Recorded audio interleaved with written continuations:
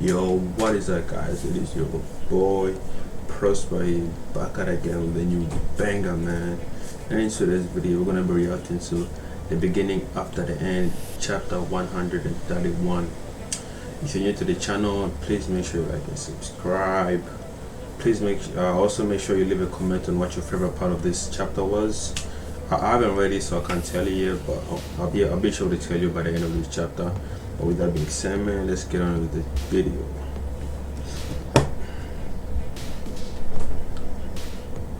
What sort of deviant magic? What sort of deviant magic allows for a space to be bigger inside than it is outside? Oh, they're all getting sleepy. All of them are getting sleepy except for Arthur. That's a bit weird. I thought you'd be more alarmed seeing everyone fall unconscious, Arthur. I knew it. I've been through a lot these days.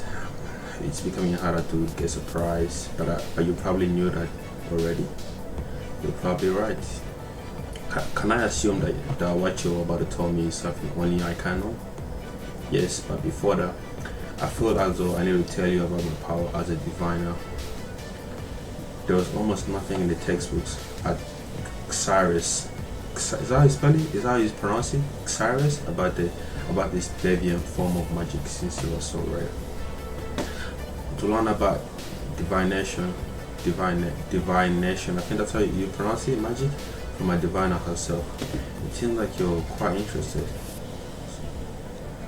As you may or may not know, deviant outside of those who can harness the higher forms of the four basic elements have how to find their own source of power to fuel their magic. This is different from regular mage from who draw power from the mana particles in the atmosphere. For example, your mother is an emitter and has healing capabilities that elemental recovery spells can't compare to. I've met quite a few deviants in my lifetime that all had unique purposes to their magic, and they all have one thing in common: their own pool of mana they draw upon it to power their magic. This is different from an elemental deviant such as yourself. For diviners, our powers are also developed differently. Our powers can awaken at any point in our lives, and mostly come in erect. Fuck, bro, I'm trying to record a video and this sniper is annoying, bro. Erratic bursts. Blood images of the future flash through our minds quite often. Most of the time they are a little too vague and minutes to make anything out of it.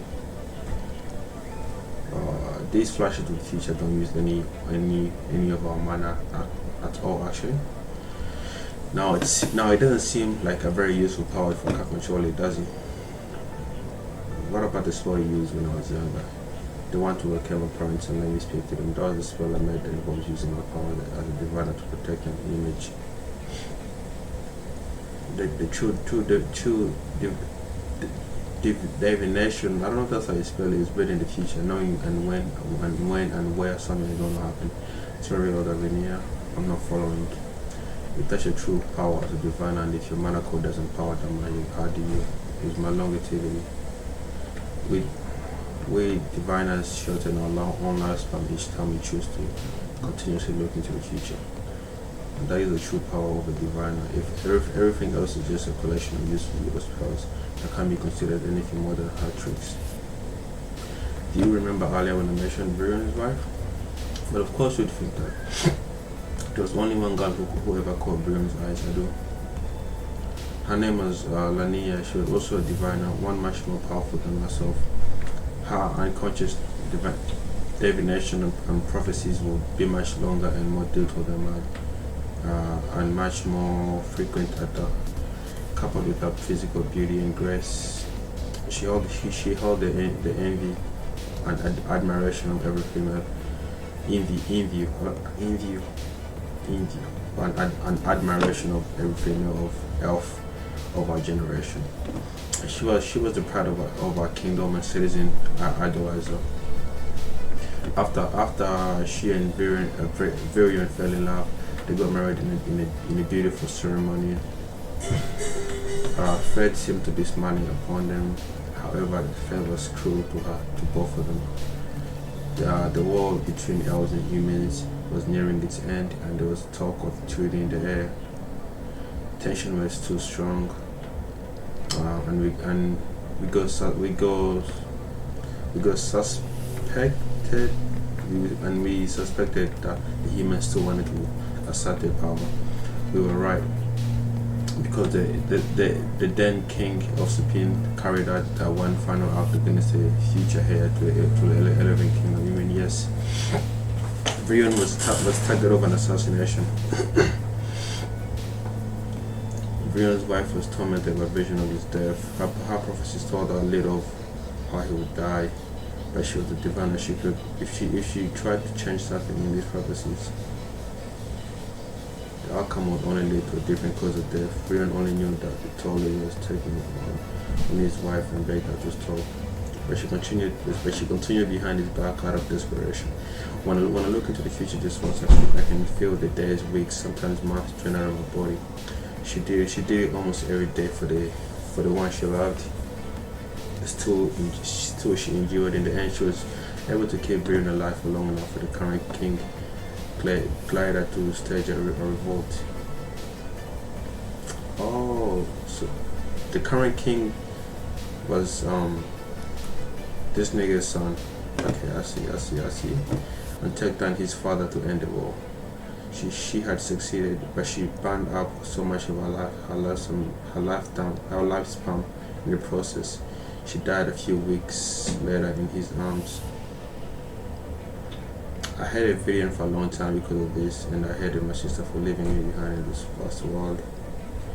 Sister, you mean? Yes, I thought that's exactly what she needs, my boy.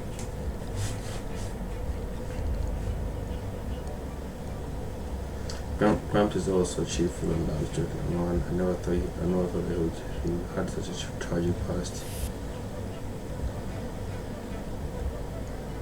I didn't tell you this because I wanted you to see the busy. Then why? Because I've used the same power as the one that eventually killed my sister to look into the future. That is the end? No, come on. We need more. I need more. I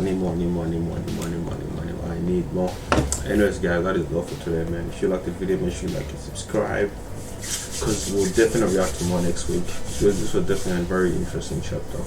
But with that being said, man, peace out.